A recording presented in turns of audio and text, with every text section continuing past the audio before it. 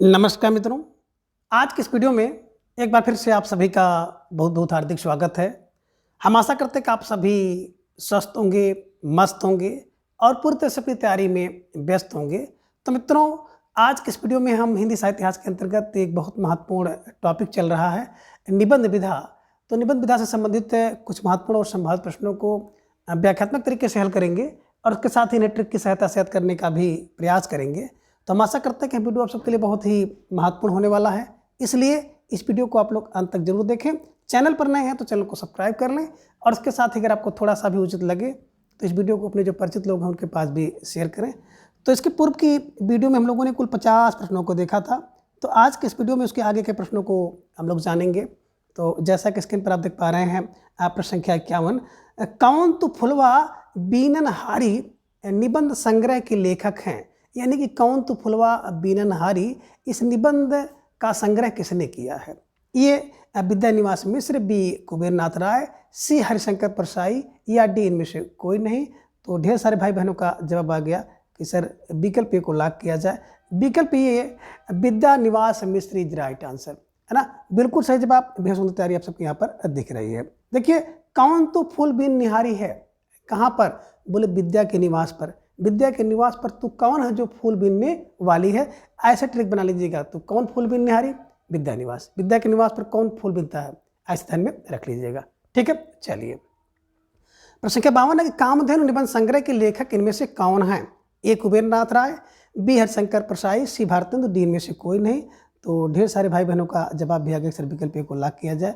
विकल्प ए कुबेरनाथ राय is right answer, है ना। देखिए, कामधेनु, है ना, बिल्कुल कुबेर है ना। कामधेनु अगर किसी को मिल जाए तो आप जानते हैं कामधेनु ऐसी धेनु होती है जो सबकी इच्छाओं को पूरी करती है। तो अगर कामधेनु मिल जाए तो भैया आप समझ लो कुबेर हो गए हो। तो कुबेर हो गए हो, कुबेरनाथ राय, ध्यान में रख लीजिएगा कि कामधेनु मिल जाए तो कुबेर हो। ठीक है, चलिए। अब प्रश्न संख्या 53 है कि निबंध संग्रह अशोक के फूल के लेखक इनमें से कौन है। यानी कि अशोक के फूल निबंध संग्रह किसका है। ए आचार्य हजारी प्रसाद द्विवेदी, बी डॉक्टर रामविलास शर्मा, सी जैनेन्द्र कुमार, डी उपरोक्त में से कोई नहीं। तो ढेर सारे भाई बहनों का जवाब आ गया कि विकल्प ए को लॉक किया जाए। विकल्प ए आचार्य Hazari Prasad Dwivedi is right answer, है ना। देखिए, अशोक के फूल एक दो नहीं होते हैं बल्कि हजार होते हैं। तो हजार फॉर हजारी प्रसाद द्विवेदी जी को ध्यान में रख लीजिएगा कि अशोक के फूल हजार होते हैं। ठीक है, चलिए। प्रश्न संख्या 54 है कि मनमथ, है ना, मंथन किस लेखक का निबंध संग्रह है। ये कह रहे हैं कि जैनेन्द्र कुमार का, बी विद्यानिवास मिश्र का, सी डॉक्टर रामविलास शर्मा, डी इनमें से कोई नहीं। तो मंथन कब होता है, मंथन जैनेन्द्र कुमार का होता है ना।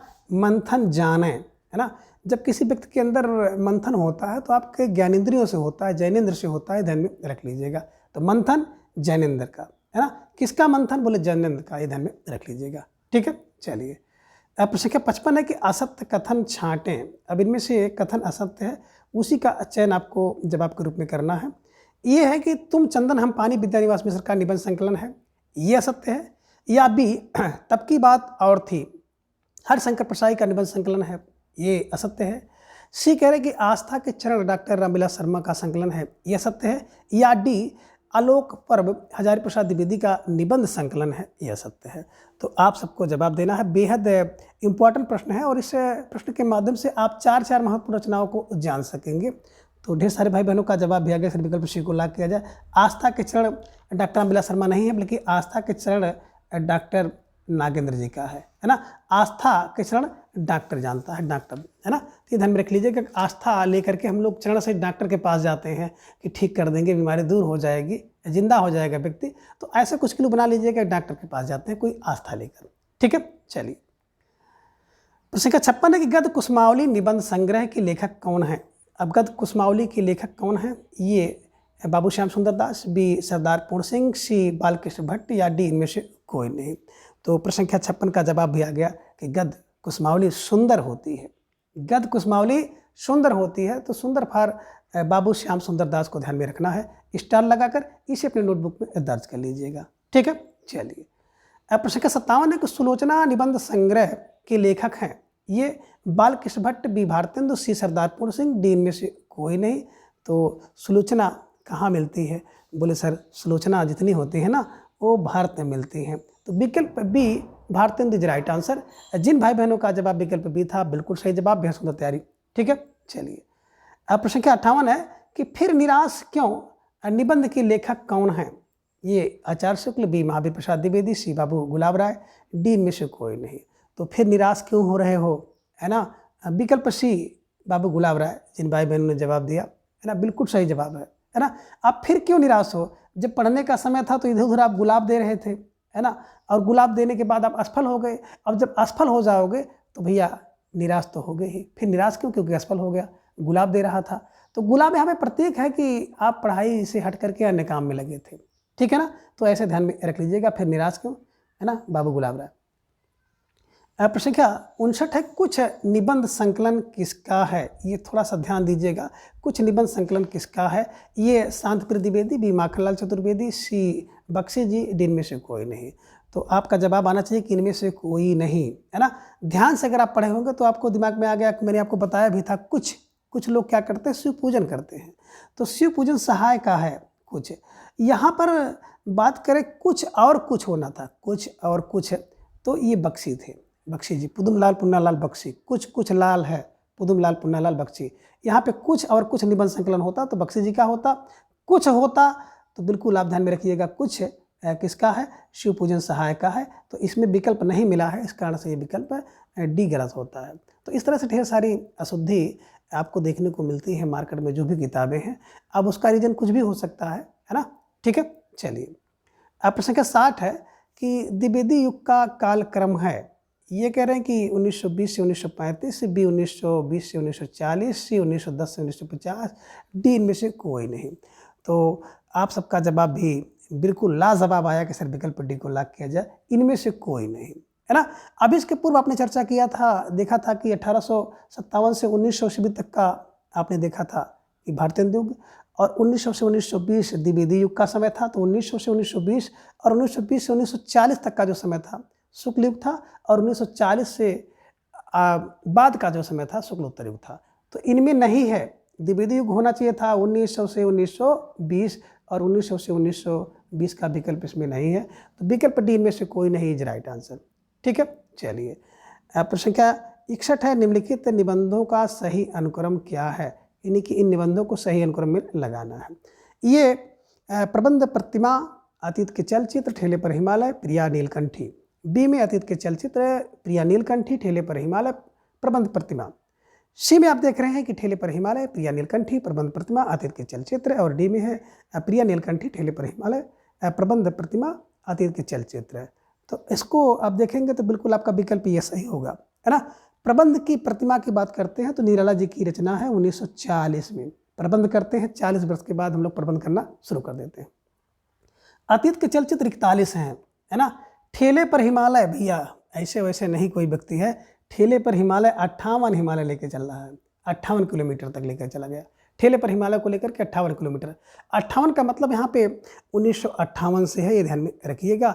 और प्रिया नीलकंठी है तो बड़ा उल्टी सीधी काम करती है, उल्टी सीधी 69 काम करती है। तो ऐसे ध्यान में रख लीजिएगा, प्रिया ने अपने कंठ में नीलकंठ पहना है, और नीलकंठा उल्टा सीधा 69 नीलकंठी पहनी है। तो प्रिया नीलकंठी 69 पहनी है, प्रिया की नीलकंठी 69 है। ऐसे कुबेर को, और प्रिया किसकी है? तो प्रिया नीलकंठी कुबेर की है, तो कुबेर की प्रिया नीलकंठी है और 69 पहनी है ना। तो ऐसे कुछ किलो बनाइएगा, इसको याद करने का प्रयास करिएगा, निश्चित रूप से आपके दिमाग में बैठ जाएगा। ठीक है, चलिए अब प्रश्न संख्या 62 है कि प्रलय की छाया निबंध के लेखक कौन है? अब देखिए, प्रलय की छाया निबंध के लेखक कौन है, आपको जवाब देना है। ये कह रहे हैं कि विद्या निवास मिश्र हैं, बी कुबेर नाथ राय है, सी डॉक्टर नागिन, डी में से कोई नहीं। तो आप सबका जवाब भी आ गया कि सर जो प्रलय की छाया जब होती है तो व्यक्ति भाग करके अपने निवास पे जाता है। जब भी प्रलय की छाया आती है तो व्यक्ति भाग के अपने निवास पे जाता है। अभी आप लोगों ने देखा था कि कोरोना आया तो बाहर से दूर दूर से लोग भाग करके अपने गांव पे, अपने घर पे आए थे। तो ये ध्यान में रखिएगा। और प्रलय की छाया एक रचना जयशंकर प्रसाद जी की भी है, वो काव्य रचना है, लेकिन यहाँ पे निबंध पूछा गया है।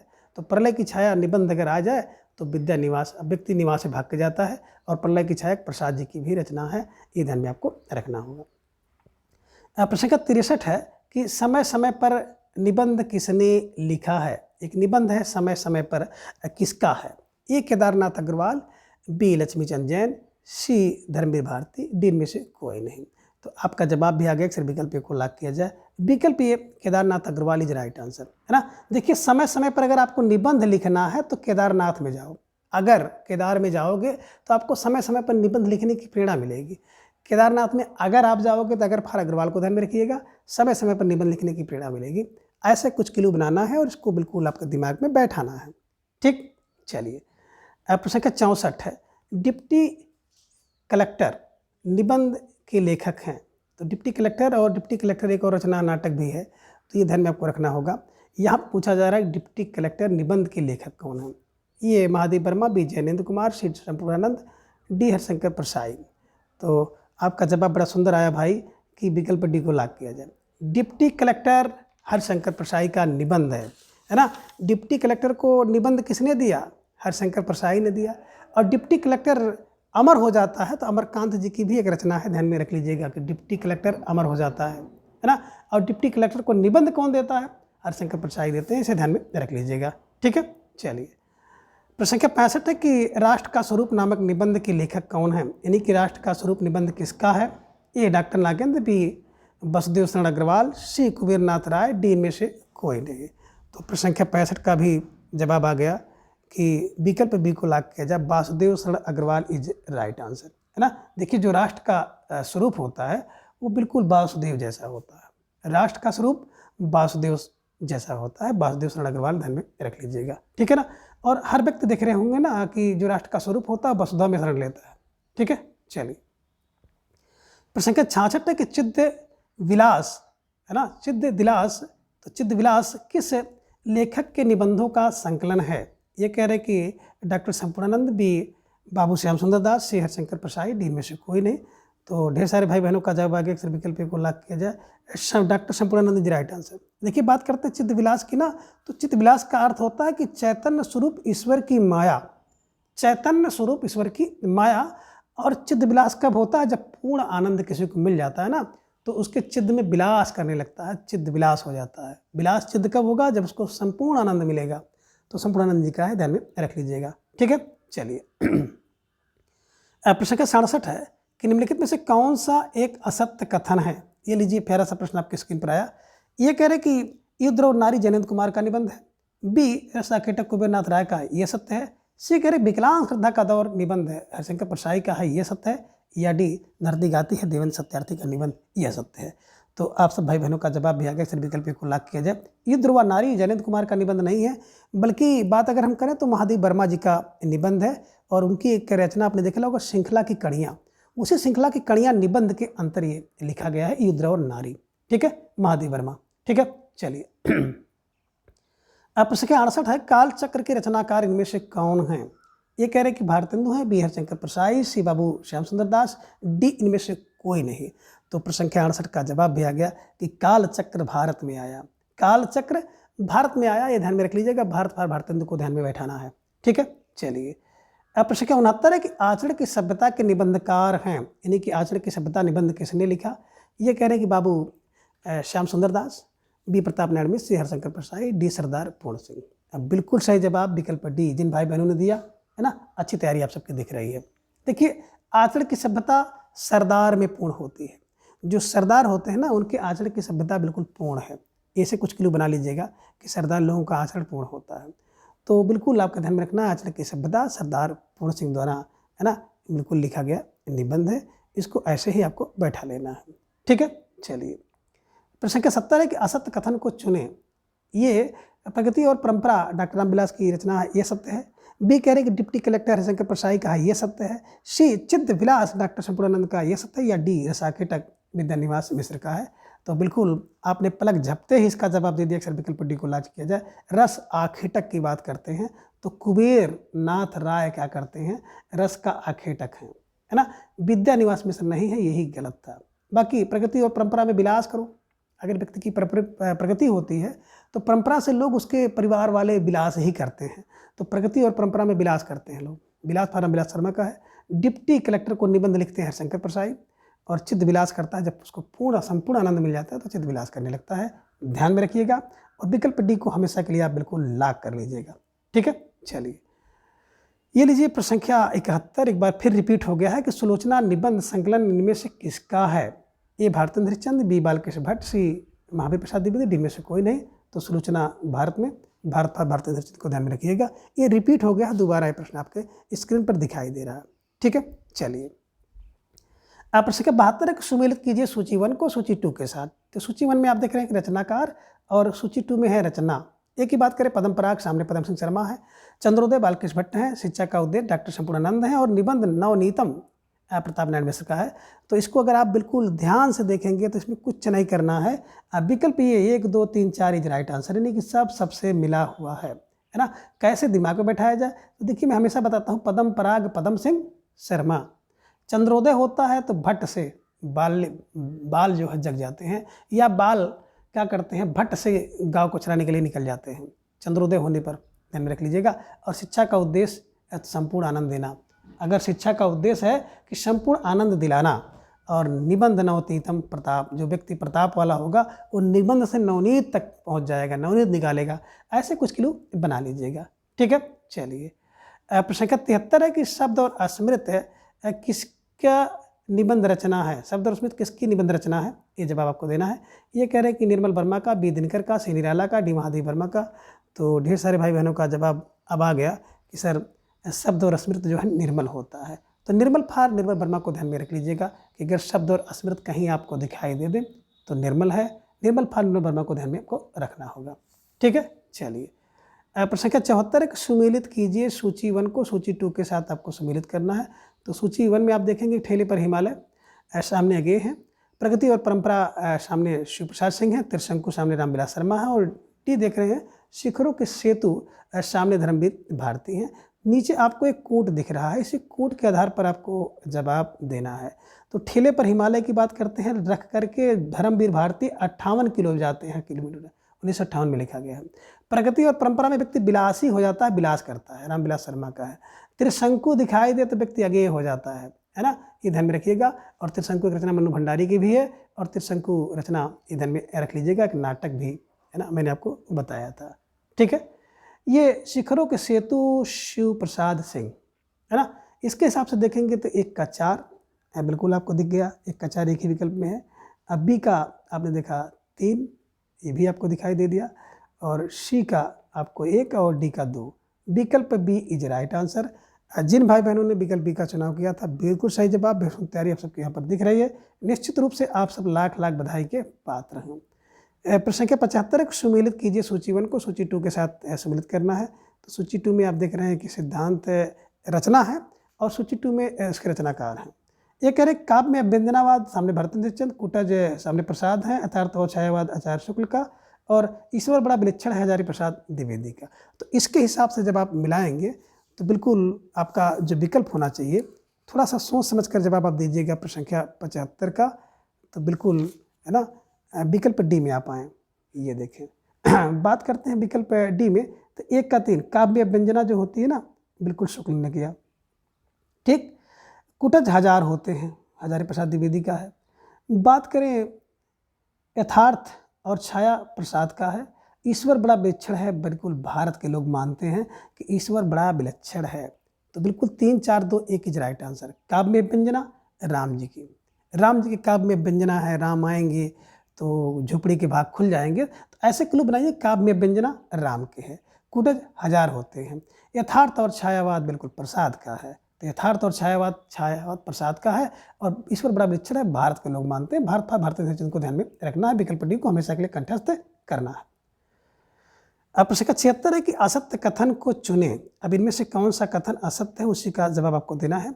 ए की बात करें तो ये में है राजा भोज का सपना शिव प्रसाद सितारे हिंद, बी सूर्योदय किशोरीलाल गोस्वामी, सी है कि मजदूरी और प्रेम सरदार पूर्ण सिंह का, पदम पराग पदम सिंह शर्मा का।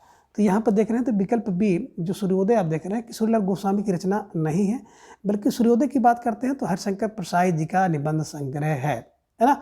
और इसी से मिलती जुलती रचना है पूर्वोदय जैनेंद्र जी की रचना है। तो ये भी आप ध्यान में रख लीजिएगा, स्टार लगाकर कहीं नोट कर लीजिए। सूर्योदय किसका है, तो भैया सूर्य का जब उदय होता है तो हरिशंकर के परस में लोग जाते हैं, हरिशंकर के पास जाते हैं। और पूर्वोदय जैनेंद्र का है, तो ये आप ध्यान में रख लीजिएगा। ठीक है, चलिए प्रश्न संख्या 77 है कि पंचपात्र निबंध के निबंधकार हैं, यानी कि पंचपात्र निबंध किसका है? ये पुदुमलाल पुन्नालाल बख्शी, बी नंदुलाल वाजपेयी, सी दिनकर, डी में से कोई नहीं।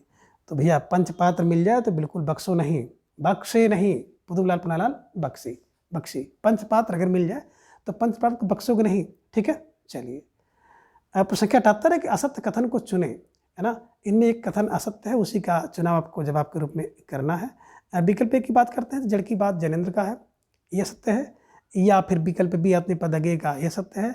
सी चितवन किसान विद्या निवास, ये है। या फिर निराश क्यों उपेंद्रनाथ अस का है, ये। तो बिल्कुल अभी आपने देखा था कि फिर निराश क्यों हो रहे हो, है ना। जब गुलाब देते थे असफल हो गए तो फिर निराश क्यों, ये ध्यान में रख लीजिएगा। गुलाब राय का है। कभी कभी लोग कहते हैं भैया जब पढ़ने का समय था तो पढ़े नहीं, और जब पढ़े नहीं तो फेल हो गए हो, अब फेल हो गए हो तो फिर निराश क्यों हो रहे हो। तो वही है, फिर निराश क्यों, पढ़ाई के समय में गुलाब दे रहे थे। तो गुलाब फर गुलाब राय को आपको ध्यान में रखना है, बड़ा प्रसिद्ध इनका निबंध है फिर निराश क्यों, ठीक है। चलिए प्रश्न संख्या 79 है कि एक साहित्य की डायरी के निबंधकार हैं, ये मुक्तिबोध, बी अगेश, सी नागार्जुन, डी मोहन राकेश। तो ढेर सारे भाई बहनों का जब आगे विकल्प को लॉक किया जाए, विकल्प मुक्तिबोध इज राइट आंसर, है ना। देखिए एक साहित्यिक की डायरी, मैंने हमेशा आपको यही बताया कि एक साहित्यिक की डायरी मुक्ति का बोध चाहती है।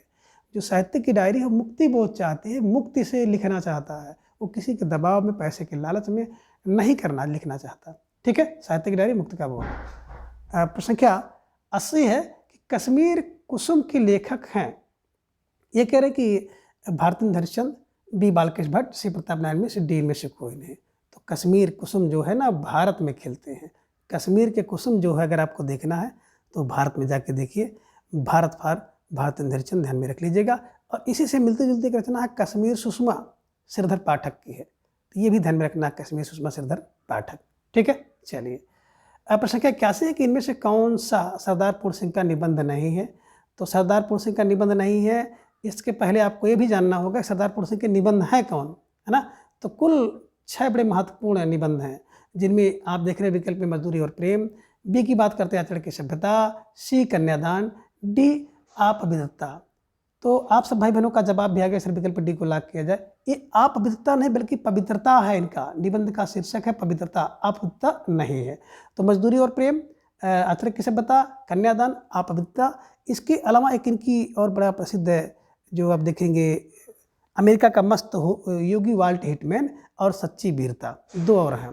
तो सच्ची वीरता और अमेरिका का मस्त योगी वाल्ट हिटमैन को भी जोड़ लीजिए। कुल 6 इनके महत्वपूर्ण निबंध संग्रह हैं। और फिलहाल विकल्प डी की बात करते हैं तो अब पवित्रता निबंध इनका नहीं बल्कि पवित्रता है, यही असंगतता, ठीक है। चलिए प्रश्न संख्या 82 कि शुक्ल जी के आदर्श इनमें से कौन है, यानी कि शुक्ल जी के आदर्श कौन थे। ये सूरदास, बी तुलसीदास, सी कबीर, डी नाभादास। तो ढेर सारे भाई बहनों का जवाब आ गया कि शुक्ल माने राम, रामचंद्र शुक्ल, और राम की जिन्होंने गाथा गाई तुलसीदास ने गाई। तो राम की गाथा जो गाएंगे वही शुक्ल जी को प्रिय होंगे, ठीक है। चलिए प्रश्न संख्या 83 कि शुक्लोत्तर युग का काल इनमें से है, ये कह रहे हैं कि 1920 से 40 है, बी 1940 से 1985 है, सी 1945 से 1990, डी में से कोई नहीं। तो बिल्कुल आप सबका जवाब भी आ गया, सर विकल्प डी को लॉक कर लिया जाए, इनमें से कोई नहीं है। बात करें शुक्लोत्तर युग का तो 1940 से बाद का जो समय वो शुक्लोत्तर के अंतर्गत आता है ना। अभी आपने देखा था कि 1857 से 1900 का जो समय है वो भारतेंद्र युग, 1900 से 1920 द्विवेदी, 1920 से 1940 शुक्ल युग, और 1940 के बाद का जो समय है वो शुक्लोत्तर युग के अंतर्गत आता है, ठीक है। चलिए प्रश्न संख्या 84 शुक्लोत्तर युग में कौन सा निबंधकार शीर्ष पर है ना। ये कह रहे हैं कि आचार्य महावीर प्रसाद द्विवेदी है, बी हजारी प्रसाद द्विवेदी है, सी रामचंद्र शुक्ल है, डी नागेंद्र है। तो आपका जवाब भी आ गया कि सर विकल्प बी को लॉक किया जाए, विकल्प B Hazari Prasad Dwivedi is right answer, है ना। शुक्लोत्तर युग में जो शीर्ष पर हैं वो हजारी प्रसाद द्विवेदी हैं, ध्यान में रखिएगा। और प्रश्न संख्या 85 आपके सामने आ गया कि इनमें से कौन सा शुक्लोत्तर युग का लेखक है। ए डॉक्टर नागेंद्र हैं, बी दिनकर जी हैं, सी निराला, डी हरिऔध। तो ढेर सारे भाई बहनों का जवाब आ गया अक्सर विकल्प ए को लॉक किया जाए, डॉक्टर नागेंद्र जी राइट आंसर, है ना। बात कर डॉक्टर नागेंद्र जी तो शुक्लोत्तर युग के निबंधकार हैं, लेखक हैं, ध्यान में आपको रखना होगा। प्रश्न संख्या 86 है कि इनमें से कौन सा एक निबंधकार शुक्लोत्तर युग का नहीं है। ये नंदू राय वाजपेयी, बी भासुदेव शरण अग्रवाल, सी डॉक्टर नागेंद्र, डी धर्मवीर भारती। तो तो आप सबका जवाब भी आ गया कि सर विकल्प डी को लॉक किया जाए। डी फॉर धर्मवीर भारती, है ना। ये बिल्कुल शुक्लोत्तर के निबंधकार नहीं है, ध्यान में रख लीजिएगा। ठीक है, चलिए। प्रश्न का 87 है कि अशोक के फूल निबंध के लेखक हैं। ये महावीर प्रसाद द्विवेदी, बी हजारी प्रसाद द्विवेदी, सी नंदुलाल वाजपेयी, डी में से कोई नहीं। तो अशोक के फूल अभी आपने चर्चा किया था और फिर रिपीट प्रश्न है। तो अशोक के फूल हजार हैं, ये ध्यान में रखना है, हजारी प्रसाद द्विवेदी द्वारा लिखा गया निबंध है। अब प्रश्न की 88 है कि असत्य कथन को चुनें। अब इनमें कौन सा कथन असत्य है? ये कहने कि विचारात्मक निबंधों में चिंतन मनन की प्रधानता होती है, यह सत्य है। बी भावात्मक निबंधों में भाव की प्रधानता होती है, यह सत्य है। या सी कह रहे हैं कि वर्णनात्मक निबंधों में किसी घटना, तथ्य, वस्तु या स्थिति का वर्णन होता है, यह सत्य है। या डी आचार्य शुक्ल वर्णनात्मक प्रकार के निबंध लिखते थे। तो ढेर सारे भाई बहनों जवाब भी दे दिया, विकल्प डी को लॉक किया जाए। आचार्य शुक्ल वर्णनात्मक प्रकार के निबंध नहीं बल्कि समासोक्ति प्रकार के निबंध लिखते थे, ध्यान में रख लीजिएगा। ठीक है, चलिए। विकल्प डी इज राइट आंसर, जिन भाई बहनों ने जवाब दिया था। अब प्रश्न संख्या 89 है कि शुक्ल का जीवन काल है। बात करें आचार्य रामचंद्र शुक्ल जी का, तो जीवन काल कौन सा है? ये कह रहे हैं कि 1884 1941, बी 1880 से 1940, सी 1881 से 1945, डी 1885 से 1942। तो ढेर सारे भाई बहनों का जवाब भी बिल्कुल सही आ गया कि सर विकल्प जो है ना ए को लॉक किया जाए। 1884 ईस्वी में बस्ती जिले के अगुना गांव में हुआ था, जो कि उत्तर प्रदेश राज्य में स्थित है। 4 अक्टूबर को हुआ था, 4 अक्टूबर 1884। मृत्यु की बात अगर हम लोग करें तो 1941 ईस्वी में हुआ था वाराणसी के पास, है ना। और 2 फरवरी को हुआ था और उस समय इनकी उम्र 56 साल थी। तो ऐसे कुछ दिमाग में रख लीजिएगा और विकल्प ए को हमेशा के लिए बिल्कुल लॉक कर लीजिए। ठीक है, चलिए। प्रश्न संख्या 90 है कि काव्य में लोक मंगल की साधना के लेखक हैं। ए आचार्य शुक्ल, बी श्याम सुंदर दास, सी आचार्य हजारी प्रसाद द्विवेदी, डी इनमें से कोई नहीं। तो काव्य में लोक मंगल कौन कर सकता है? आपका जवाब आ गया कि सर रामचंद्र शुक्ल, है ना। किसी के काव्य में अगर रामचंद्र आ जाए तो काव्य में लोक मंगल हो जाएगा, है ना। लोक मंगल के लिए राम जरूरी है, तो राम फॉर रामचंद्र शुक्ल को ध्यान में रखना होगा। ठीक है, चलिए। प्रश्न संख्या 91 है कि कबीर विचार एवं तर्क निबंध के लेखक हैं। कबीर विचार एवं तर्क के लेखक ये आचार्य महावीर प्रसाद द्विवेदी, बी आचार्य हजारी प्रसाद द्विवेदी, सी आचार्य शुक्ल, डी में से कोई नहीं। तो प्रश्न संख्या 91 का जवाब भी आ गया, अक्सर विकल्प बी को लॉक किया जाए। आचार्य Hazari Prasad Dwivedi is right answer, है ना। कभी विचार एवं तर्क निबंध जो है 1000 होते हैं। कभी के अंदर विचार आएगा, तर्क आएगा तो 1000 निबंध लिख डालेगा, ऐसे ध्यान में रखिएगा। कभी के अंदर विचार आया, तर्क आया तो 1000 निबंध लिख डाला। ठीक है, चलिए। प्रश्न संख्या 92 है कि इनका सही कालक्रम है। ये आचार्य शुक्ल, हजारी प्रसाद द्विवेदी, मुक्तिबोध और अगेय। फिर आगे हैं शुक्ल जी हैं, हजारी प्रसाद द्विवेदी हैं और फिर आगे मुक्तिबोध हैं। तो देखिए यहाँ पर ये प्रश्न बिल्कुल क्रॉस हो जा रहा है ना। आगे मुक्तिबोध, हजारी प्रसाद द्विवेदी और शुक्ल, फिर शुक्ल, आगे मुक्तिबोध, हजारी प्रसाद द्विवेदी। इसके हिसाब से देखेंगे तो बहुत सही कोई विकल्प नहीं जा रहा है, लेकिन सबसे सही जो जा रहा है वो विकल्प ए जा रहा है। शुक्ल जी की बात करते हैं, तभी आपने देखा था कि आचार्य रामचंद्र शुक्ल जी का जो जन्म है 1884 ईस्वी में हुआ। 1907 में हजारी प्रसाद द्विवेदी का हुआ है। मुक्तबोध की बात करते हैं तो 1917 में हुआ है और आगे 1911 में। तो आगे को पहले यहाँ पे होना था, तब मुक्तबोध को होना था। तो अगर आगे पहले होते, मुक्तबोध बाद में होते तो निश्चित रूप से सही होता, लेकिन यहाँ पर एक थोड़ी सी मिसिंग हुई है ना। तो इस प्रश्न को आप चाहें तो बिल्कुल इसको रॉन्ग कर सकते हैं और नहीं तो उसको सही करके ठीक कर लें। तो जो भी है इस प्रश्न के माध्यम से इन सभी कवियों के कालक्रम को आपको बिल्कुल कंठस्थ करना है, याद करना है और परीक्षा में इस प्रकार की कोई गलती ना हो, इसलिए आपको सजग भी रहना है। ठीक है, चलिए। प्रश्न संख्या 93 है कि आम फिर बौरा गए हैं निबंध के निबंधकार हैं। ये आचार्य हजारी प्रसाद द्विवेदी, बी जैनेन्द्र, सी संपूर्णानंद, डी में से कोई नहीं। तो आम फिर बौरा गए हैं, 1 2 नहीं बल्कि 1000, है ना। आम फिर बौरा गए हैं, हजारों आम बौरा गए हैं, ये ध्यान में रख लीजिएगा। और इस समय आम का सीजन चल भी रहा है, तो आप लोग देख रहे होंगे कि आम में बौर आ रहे हैं और कितने बौर आ रहे हैं, 1000 बौर आ रहे हैं। ठीक है, चलिए। प्रश्न संख्या 94 है कि भारतेंद्र हरिश्चंद्र निबंध के लेखक कौन है? तो भारतेंद्र हरिश्चंद्र निबंध के लेखक इनमें से कौन है? ये कह रहे हैं कि बालकृष्ण भट्ट हैं। बी की बात करें तो बी रामचंद्र शुक्ल हैं, सी संपूर्णानंद है, डी राम कुमार वर्मा है। तो ढेर सारे भाई बहनों ने जवाब भी दे दिया कि भारतेंद्र हरिश्चंद्र शीर्षक से जो निबंध लिखा है। अब विकल्प बी, है ना, आचार्य Ramchandra Shukla is right answer. ठीक है, चलिए। प्रश्न संख्या 95 है हिंदी के निबंधकार शिव प्रसाद सितारे हिंद कृति प्रथम निबंध कौन सा है? ये कह रहे हैं कि राजा भोज का सपना, बी राजा का सपना, सी सपना, डी में से कोई नहीं। तो ढेर सारे भाई बहनों ने जवाब दे दिया। अक्सर विकल्प को लॉक किया जाए, राजा भोज का सपना इज राइट आंसर, है ना। शिव प्रसाद सितारे हिंद का प्रथम अगर निबंध की बात करते हैं तो राजा भोज का सपना। ठीक है, चलिए अब प्रश्न संख्या 96 है और इस विकल्प के अनुसार आपको जवाब देना है कि प्रथम निबंध किस वर्ष लिखा गया। इस विकल्प के अनुसार ये कह रहे हैं कि 1836, बी 1838, सी 1939, डी 41। तो इसके हिसाब से आपको सी लगाना है, ये ध्यान में रख लीजिएगा। 1939 इज राइट आंसर। प्रश्न संख्या है 1997, प्रश्न संख्या 97 है कि निबंध की परंपरा का सुव्यवस्थित विकास कब हुआ।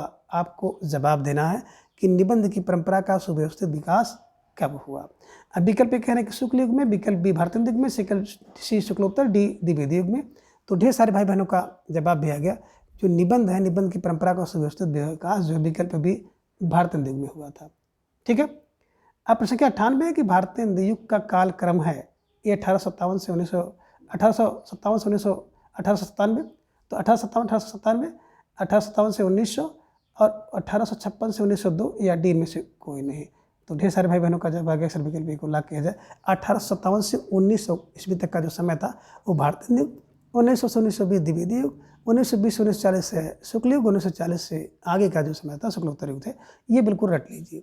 ठीक है, चलिए प्रश्न संख्या 99 है कि हिंदी निबंध को विकसित करने में किसका एक सहयोग नहीं है। अब किसका एक विशेष सहयोग नहीं है उसको आपको जवाब देना है। प्रश्न संख्या 99 का ये भारतेंद्र हरिश्चंद्र, बी की बात करते हैं तो महावीर प्रसाद द्विवेदी, सी आचार्य शुक्ल, डी श्याम सुंदर दास। तो ढेर सारे भाई बहनों का जवाब आ गया कि सर विकल्प डी को लॉक किया जाए। श्याम सुंदर दास इज राइट आंसर, है ना। हिंदी निबंध को विकसित करने में श्याम सुंदर दास जी का उतना ज़्यादा महत्व या सहयोग नहीं है। ठीक है, चलिए आप संख्या 100 में आप देख रहे हैं ना कि नीचे दिए गए स्थापन तर्कों को ध्यानपूर्वक पढ़ना है, कोड की सहायता से उत्तर देना है। ये अगर आप विकल्प चुनेंगे तो ए और बी दोनों सही होगा, बी चुनेंगे तो ये सही और गलत है, सी में ए और आर दोनों गलत हैं और डी में ए और आर दोनों गलत हैं। तो इसके हिसाब से आपको जवाब देना है। और संख्या 100 है, आपको स्थापना दे रहा है कि निबंध एक साहित्यिक विधा है। तर्क दे रहे हैं कि निबंध का संबंध केवल साहित्यिक होता है। तो निबंध एक साहित्यिक विधा है और इसका संबंध जो है केवल साहित्यिक से होता है।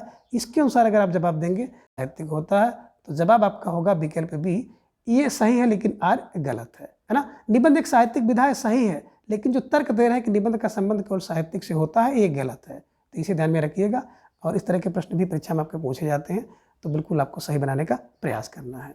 तो मित्रों, आज के इस वीडियो में बस इतना। अगले वीडियो में हम इसी तरह से एक नई प्रस्तुति के साथ उपस्थित होंगे। तब तक के लिए आप सभी अपना ख्याल रखें और अपना अधिक से अधिक समय अपने अध्ययन पर लगाएं। अपना प्रेम स्नेह विश्वास इसी तरह चैनल पर बनाए रखें। धन्यवाद, नमस्कार, बाय बाय।